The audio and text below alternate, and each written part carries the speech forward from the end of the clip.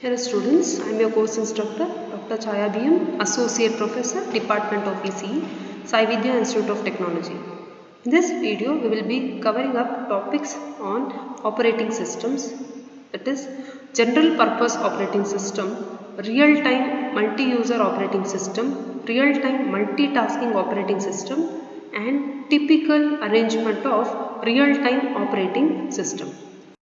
Operating system or OS is the one which is used to manage application programs in a computer.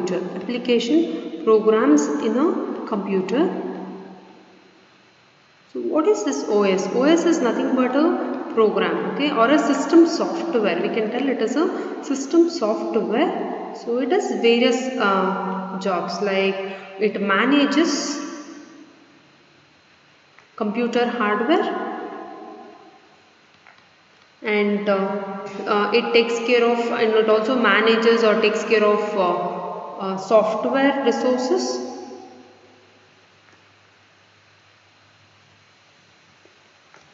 and apart from this it also provides services to the computer programs.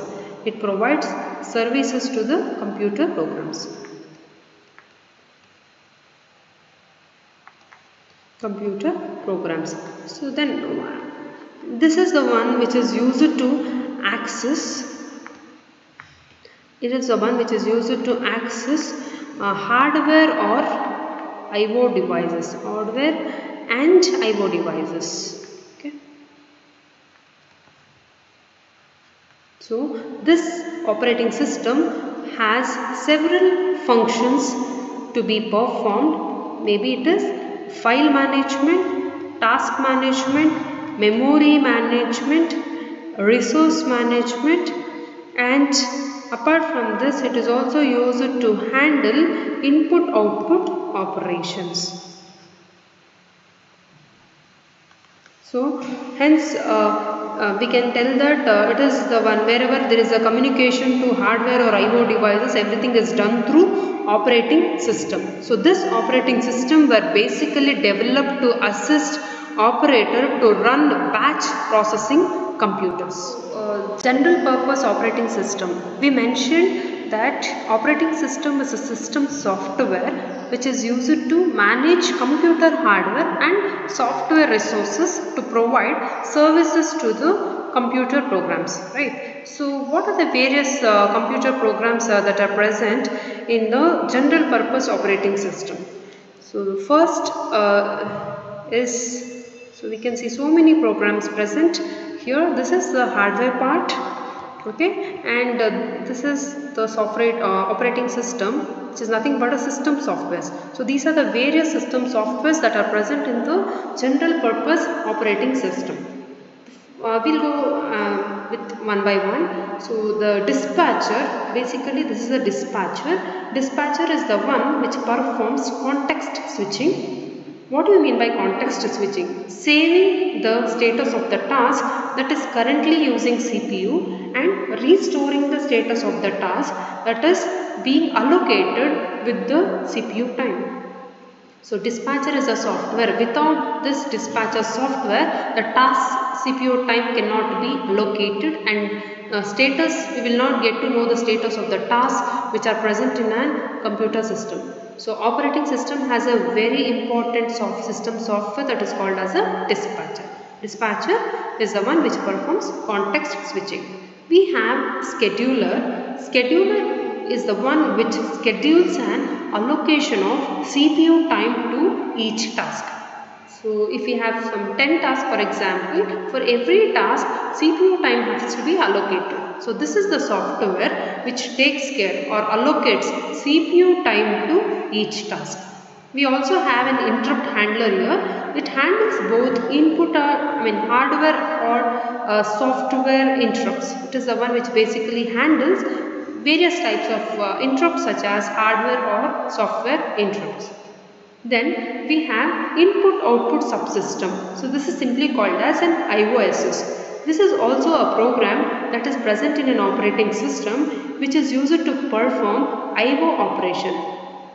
So this is used to handle all the details of the this input output devices. So you connect printer, scanner, keyboard or any devices here. So this will have the details of the devices, and it is an efficient programming to enable the input output operations. So next we have a file manager, which is basically used to enable file operations such as file open, file close, file delete, file modify, and so many other operations. So like that we also have some utility programs. When I say utility programs, we have already used many utility programs like linkers, loaders, assemblers, editors, debuggers, compute and debuggings and compilers and so on. So when I say assembler, it is the one which converts assembly language to machine language. We know what is debugger. Debugger is a computer program used to debug or test files, and compiler is the one which converts source code to high level language. Like that we have linkers. We have linkers, which is a program that takes one or more object files and combine them into a single execution files. And like that we have so many utility programs. And we have something called language support. Suppose this is any other programs which has to be included can be put in this language support. So with this general operating system, so general purpose operating system diagram, we can see that so operating system has several softwares which is used to access this input output devices. Without this operating system softwares, we cannot even access the CPU or IO devices. So some of the important softwares are discussed in this slide. So we also have an application program. So application program, apart from that all these softwares, if any user has to include any programs or it is acting as a working memory, so always we can use this application program as an working memory in order to dump the user related programs. Minimal operating system. So minimal operating system is nothing but we will have a kernel, so which is nothing but the programs what we saw in the general purpose operating systems. The scheduler, dispatcher, IOSs, file manager are collectively called as kernel or nucleus. So whichever programs are required we can add, and whichever is not required we can omit it. And this is the one which provides the minimal or a kernel programs for programming or for the applications. All additional features can be added by this application program by writing the programs in high level language. So this type of minimal OS can be used in small embedded systems. General structure of simple OS. So in the general structure of simple OS, we can see there is an user, software and an hardware. So it basically explains the relationship between the computer, hardware and an user. There is a command processor program. So since it is a software section, whatever is present here, it is a programs or a software. So this command processor is basically acting like a means of communication between user and an operating system. Here the software meaning it is an operating system. So user issues some commands to OS. User issues some commands to OS and it provides user with an information about what action to be performed by an operating system. Okay, so once it gets that information, these commands are processed in BDOS, Basic Disk Operating System. So all these commands received from the user, the command processor will understand the information which is received. It will be in terms of system calls and it is transferred to the BDOS. These commands are processed in Basic Disk Operating System. What is the function of this Basic Disk Operating System? So it handles input output file operations on the disk. I repeat, it handles input output file operations on the disk. Similarly, application software communicates with hardware with system calls. Here also as we have a command processor, we also have some application softwares which is used to communicate with hardware with system calls. and these are also processed using BDOS. So we can also see there is a direct communication which can be sent to BIOS. So it can be through BDOS, BIOS, and through this software to the hardware, or through directly BIOS. What is this BIOS? BIOS has various device driver softwares that manipulates the physical devices, and then it decides to which data or the information in the system call belong to which device. Maybe it is CPU, disk, or IO devices. So that information is understood by this basic input output system. So this is a general structure of simple OS. Real-time multi-user operating system. So this is the general arrangement of real-time multi-user operating system. We can see that there is a multi-user operating system. So it is basically an operating system that handles and controls multiple users connected to a single computer. We can see multiple users, hence the name multi-user operating system.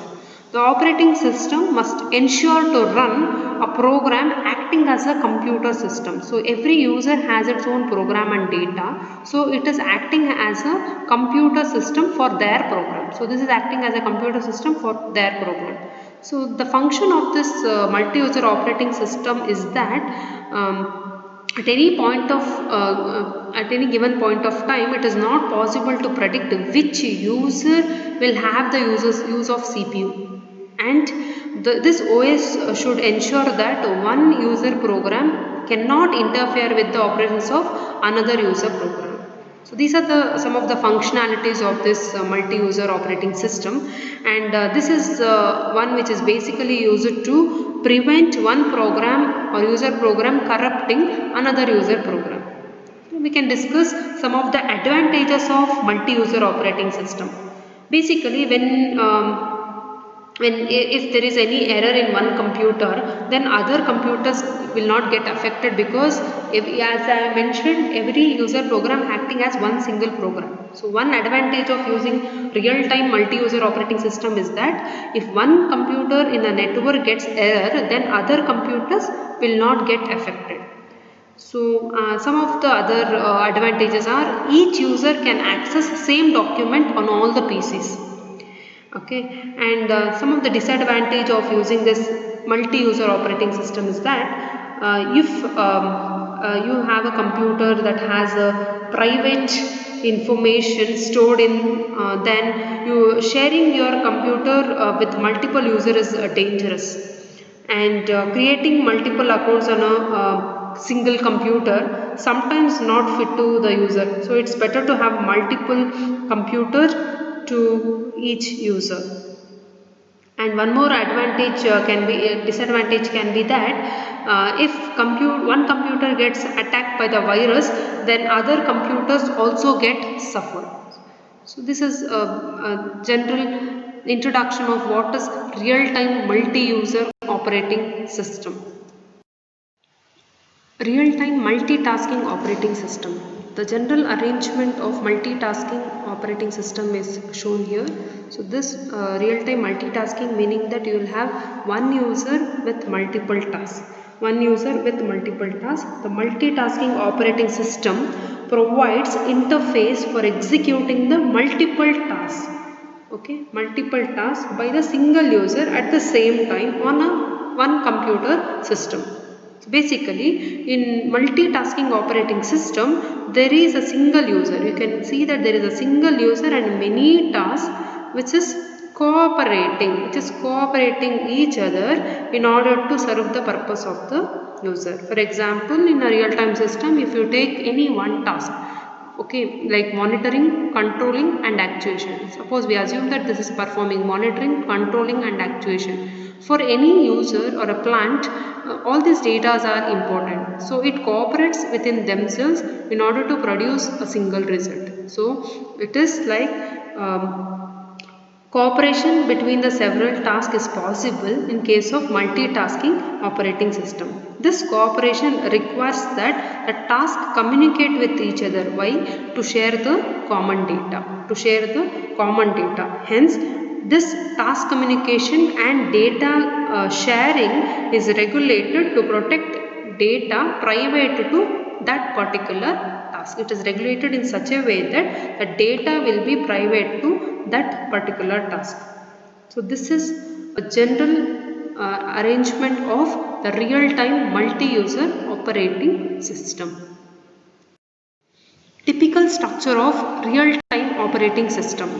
A real-time operating system has to support resource sharing and timing requirements.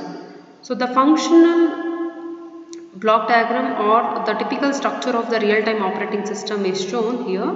So we have basically three levels: user level, operating system level and hardware level. So when we say user level, we can see that there are two types of tasks, that is system task and application task. The operating system level has all the system softwares which is used to access the input output devices which is present at the hardware level.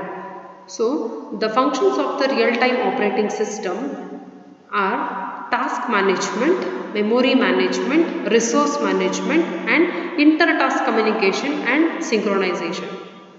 I repeat, the functions of the real-time operating systems are task management. When I say task management, it is nothing but allocation of memory and processor time to the task.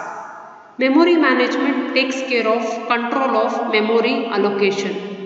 Resource management uses to control all the shared resources.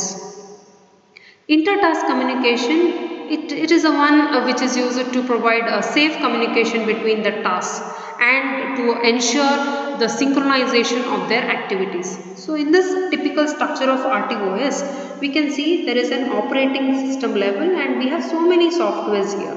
For example, command processor, in the previous discussions we understood that it is the one which is acting like a means of communication between user level and an operating system level. Resource management, the software is used to perform resource allocations. IOSS is the one which is used to enable input-output devices. File manager takes care of file operations. So we can notice that all these sub-modules are connected to a single module, that is task management module. That is, the overall control of the system is provided by the task management module. So what the blocks present in the operating system level, everything is a software. So this module which is responsible for allocating the use of CPU. Hence we call this task management module as an executive. So we call this task management module as an monitor or executive control program.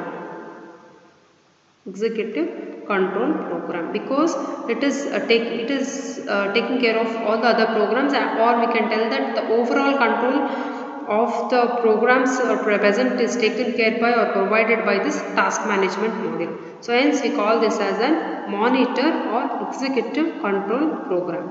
So then we also have at the user level, as I mentioned, we can see that we have two types of tasks, that is system task and application task. The system task that are shown here along with the application task has a different functionality. For example, this system task is the one where it has set of programs where we cannot alter anything, whereas in the application programs we can include several applications or several programs. So that means some memory is allocated specially to various applications. So that memory we call it as an working memory. The memory allocated in order to dump some of the application programs, we call it as an working memory. So this is about a typical structure of an real-time operating system. Thank you.